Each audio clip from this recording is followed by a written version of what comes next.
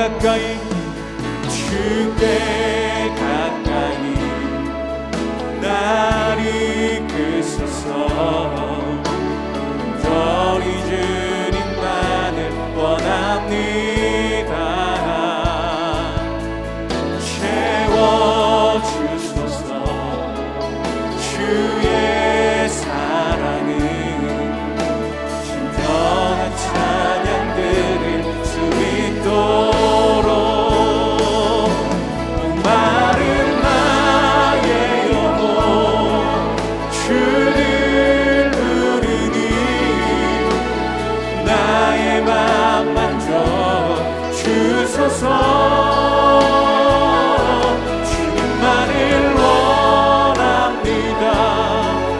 더 원합니다. 나의 맘 만져 목마른 나의 영혼 목마른 나의 영혼 주를 부르니 나의 맘 만져 주소서. 주님만을 원합니다. 더 원합니다. 나의 맘 만져 주님만을 원합니다. 주님만을 원합니다. 더 원합니다. 나의 맘 만져 주소서.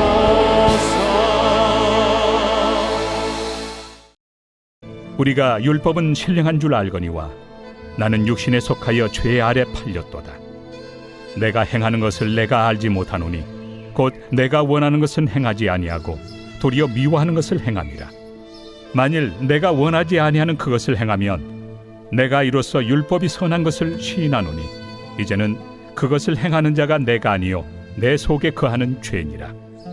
내 속 곧 내 육신에 선한 것이 거하지 아니하는 줄을 아노니 원함은 내게 있으나 선을 행하는 것은 없노라.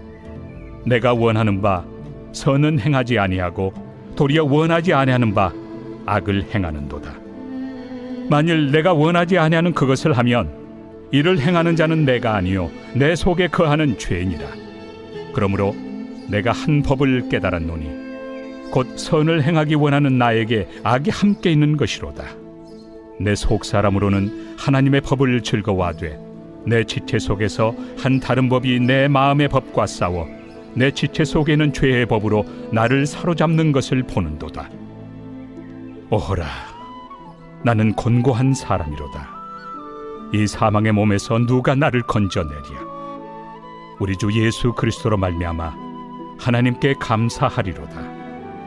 그런즉 내 자신이 마음으로는 하나님의 법을, 육신으로는 죄의 법을 섬기노라.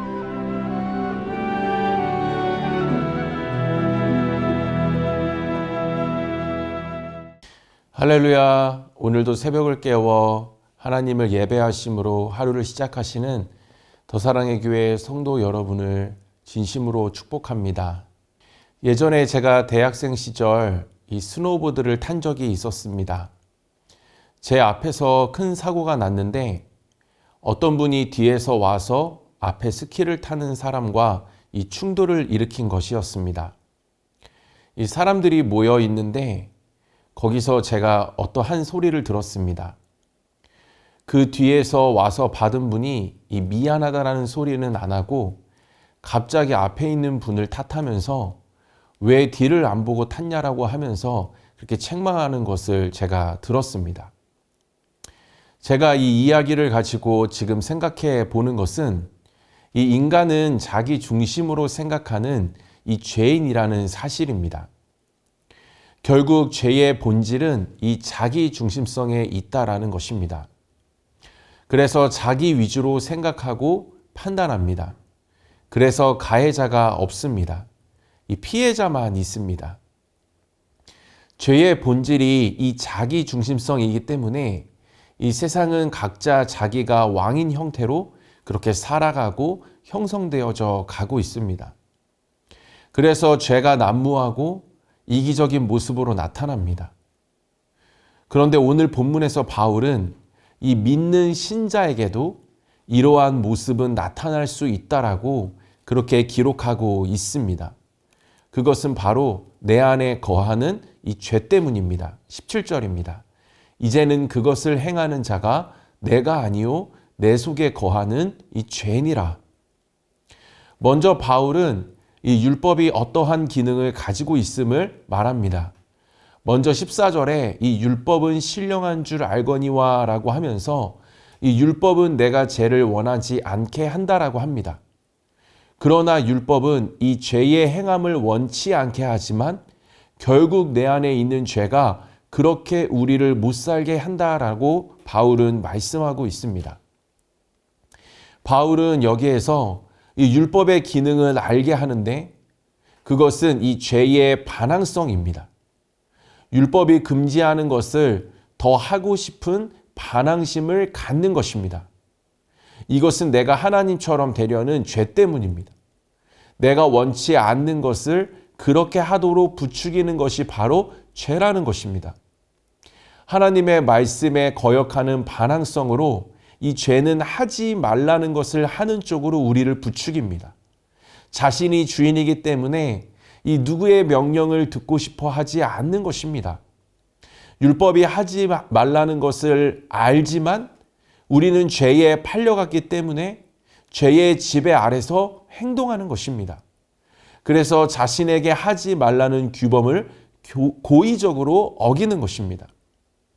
율법을 잘 가르치면 죄를 짓지 않고 살 것이라는 기대는 이 죄의 강함을 모르는 데서 시작되는 무지입니다. 또 하나 율법은 이 죄의 강압성을 드러냅니다. 죄가 강력하기 때문에 인간은 원하는 것을 행하지 못하고 이 원치 않는 것을 행하게 됩니다.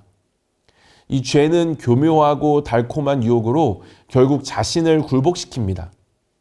우리는 죄의 강압성 앞에 어떻게든 해보려고 몸부림치지만 도덕, 체면, 양심, 종교 등으로 무장해보지만 결국 넘어집니다. 이 슬기로운 감방 생활이라는 드라마에 보면 이 마약으로 수감 생활을 하던 사람이 드디어 석방을 하게 됩니다. 그리고 봉고차에 탔는데 이 절대 안 하겠다라고 그렇게 다짐을 했는데 이 마약을 보는 순간 바로 주사기의 약을 이 팔에 놓았습니다. 바로 경찰들이 들이닥쳐서 다시 구치소로 연행되었습니다. 알고 보니 경찰들이 해놓은 덫이었습니다. 이렇게 우유부단한 것이 인간입니다. 19절입니다. 내가 원하는 바 선은 행하지 아니하고 도리어 원하지 아니하는 바 악을 행하는도다.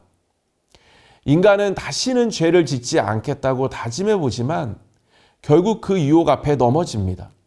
이 죄의 강압성 앞에 넘어질 수밖에 없는 그 우유부단한 한계를 지니고 있기 때문입니다.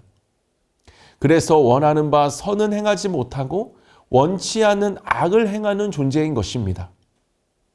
바울은 이어서 오늘 본문 21절에서 이 율법은 죄의 막강한 권세와 세력을 알게 한다라고 기록합니다. 21절입니다. 그러므로 내가 한 법을 깨달았노니 곧 선을 행하기 원하는 나에게 악이 함께 있는 것이로다. 여기서 이 죄의 법이라고 하는 것은 이 죄가 합법적으로 권세를 구축하고 있음을 의미합니다. 인간이 죄에게 굴복하는 이유는 인간 안에 합법적인 권세와 세력을 구축하고 있기 때문입니다. 인간이 율법이 주는 양심의 각성대로, 후회대로, 결단대로, 도덕과 윤리대로 살 수 없는 이유는 우리 안에 이미 죄가 합법적으로 그 세력을 강하게 점령하고 있기 때문입니다. 이러한 죄의 힘에 비하면 이 거듭난 사람의 선한 마음은 너무 약합니다. 그래서 쓰러집니다. 이것이 바로 인간이 율법으로는 안 되는 이유입니다. 배후에는 마귀가 있고 안에는 강력한 죄의 세력이 있기 때문에 윤리를 가르쳐서 착하게 살게 하는 것은 불가능한 것입니다. 신자는 믿어도 자꾸 넘어집니다. 이중적인 실상 때문입니다. 거듭나서 마음으로 하나님의 법을 즐거워하지만 육신의 막강한 힘에 눌려서 이 죄의 법에 굴복하는 것입니다. 그 주법은 육신입니다. 육신은 헬라어로 이 사륵스입니다. 1차적으로 몸을 가리킵니다. 더 나아가 이 죄의 노예로서의 몸을 의미합니다. 우리 인간의 몸이 태어날 때 이 선과 악을 둘 다 가지고 태어나는 것이 아닙니다. 아담과 하와가 범죄한 그 DNA가 그대로 우리에게 전가되고 유전되어서 이 죄의 바이러스에 감염된 상태로 태어납니다. 그래서 아이들을 잘 보면 가르쳐주지 않았는데도 내가라는 표현을 자주 씁니다. 자신의 삶의 주인됨에 있어서 이 누군가의 침범을 용납하지 않습니다. 죄성이 자기중심성이라는 사실을 너무 잘 보여주고 잘 알 수 있습니다. 육신은 몸은 몸인데 이 죄에 오염된 육체, 이 죄가 영향을 미치는 육체가 육신이 되는 것입니다.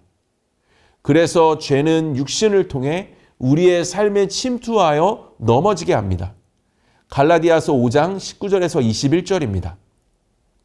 육체의 일은 분명하니 곧 음행과 더러운 것과 호색과 우상 숭배와 주술과 원수 맺는 것과 분쟁과 시기와 분냉과 당짓는 것과 분열함과 이단과 투기와 술 취함과 방탕함과 또 그와 같은 것들이라.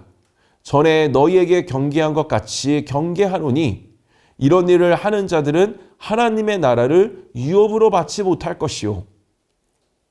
이러한 것들이 결국 우리 안에서 강력한 힘을 행사하며 원치 않는 것을 하면서 살도록 만듭니다. 의도와 다르게 움직이게 되는 것입니다. 마음은 원이로되 그 육신이 말을 듣지 않습니다. 기도를 해야 하지만 게으름을 원하게 됩니다. 절제하길 원하지만 쾌락을 원하게 됩니다. 이것이 바로 영적인 실상입니다. 그래서 갈등할 수밖에 없고 탄식할 수밖에 없습니다. 내 마음대로 되지 않는 그 죄된 삶을 보면서 결국 신자는 가슴을 칠 수밖에 없는 것입니다. 24절입니다. 오라 나는 공고한 사람이로다. 이 사망의 몸에서 누가 나를 건져내랴. 그렇지만 이러한 탄식은 그리스도만이 해답이라는 사실로 우리를 연결해 줍니다. 25절입니다. 우리 주 예수 그리스도로 말미암아 하나님께 감사하리로다. 그런즉 내 자신이 마음으로는 하나님의 법을 육신으로는 죄의 법을 섬기노라. 율법을 통해 알게 되는 깨달음은 절대 인간은 율법으로 선하게 살 수 없다라는 절망적인 한계입니다. 그래서 율법은 결국 우리로 하여금 자신에게 절망하고 탄식하여 그리스도를 바라보게 합니다. 그리스도를 통해 해방감을 경험하고 성령의 법 아래 사는 그 자유함을 경험하게 하는 것입니다. 여기서 전제되어야 할 인정은 이 자신이 죄인이라는 사실을 아는 것입니다. 그러나 자기가 왕이 되어 살아가는 인간은 이 자신이 죄인이라는 사실을 외면합니다. 인정하지 않고 고상한 척을 하면서 거룩함을 하며 자신을 포장합니다. 그러나 내가 죄인이라는 사실을 깨달아야 우리는 정직하게 하나님 앞에 반응할 수 있습니다. 내 힘으로는 절대 안 된다는 것을 아는 것. 바로 여기서부터 이 죄를 이기는 싸움이 시작되는 것입니다. 18절입니다. 내 솥 곧 내 육신에 선한 것이 거하지 아니하는 줄을 아노니. 바울이 율법이 아닌 그리스도를 바라볼 수 있었던 시작은 자신이 죄인이라는 인정에서부터였습니다. 나의 한계를 직면하여 알고 또 죄인이라는 인정이 있을 때 우리는 왕이 되어 스스로 어떻게 해보려 하는 것이 아니라 진정한 왕이신 그리스도 앞으로 나아가 그분이 주시는 참된 용서와 사랑으로 그 진실된 회복 안에서 죄에 대항하여 싸워 승리할 수 있습니다. 말씀을 마무리하겠습니다. 하나님께서는 우리가 이제 거듭났기 때문에 스스로 율법을 잘 지키라고 하시지 않습니다. 우리가 율법을 지키지 못한다는 것을 우리 주님은 잘 아십니다. 그래서 그리스도를 통해 율법에서 우리를 자유케 하신 것입니다. 하나님께서는 그리스도를 통해 성령으로 말미없는 새로운 길로 우리를 인도해 주십니다. 그것은 이제 앞으로 살펴볼 8장에서부터 자세히 기록되어져 있습니다. 간단히 사랑이고 용서입니다. 사람을 다시 힘있게 하고 새 출발하게 하는 힘은 이 정죄나 죄책감에 있지 않습니다. 끊임없는 포용과 수용입니다.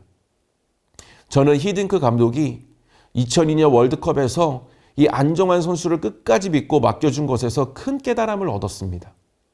이탈리아전에서 페널티킥을 실축한 안정환 선수를 바로 벤치행을 하지 않았습니다. 계속 연장전까지 믿고 바라봐 주었습니다. 그러자 안정환 선수가 골든골을 넣게 되었습니다. 제가 아직도 생생한 것은 그때 어느 다큐멘터리에서 안정환 선수 개인 카메라를 보여준 적이 있었습니다. 정말 열심히 최선을 다해 뛰는 것을 볼 수 있었습니다. 저는 이것이 사랑과 용서, 수용과 용납이 주는 힘이라고 생각합니다. 사람은 빚진 마음에 반응할 줄 압니다. 은혜를 갚으면서 살아갈 줄 압니다. 그리스도의 사랑과 용서를 받을 때 사람은 회복합니다. 다시 그 삶에 활력이 생기고 생기가 넘쳐납니다. 10번 넘어져도 그 사랑과 용서는 나를 10번 일으켜 세워줍니다. 성령을 통해 우리 안에서 주님은 가르쳐 주시고 할 수 있도록 도와주십니다. 자신도 모르게 내가 주인 되어 내 죄를 어떻게 해보려 하는 그 헛된 수고를 이제는 내려놓고 이 그리스도의 사랑과 용서로 그 능력을 경험하시며 은혜에 반응하며 죄와 피 흘리기까지 싸워 그 주님이 주시는 동기와 동력을 가지고 열매 맺으며 살아가시는 저와 여러분 모두 되시기를 주님의 이름으로 축복드립니다. 이 시간 함께 기도 제목을 읽으며 기도하겠습니다. 자기중심적일 때 죄의 권세 안에 있음을 자각하게 하시고 그리스도를 힘입어 하나님을 왕으로 모시고 살아가는 기쁨과 평안이 내 삶에 가득하게 하여 주시옵소서. 율법의 한계 속에 갇힌 우리에게 예수님을 허락하여 주심을 감사하게 하여 주시고 그 은혜 속에 해방감과 자유함을 누리며 살아가게 하소서. 죄를 지배하는 것이 나의 힘으로 되지 않음을 빨리 인정하고 그리스도의 사랑과 용서의 능력으로 힘있게 죄를 이기며 살아가게 하소서. 이 시간 함께 기도 제목 보시면서 기도하며 나아가도록 하겠습니다.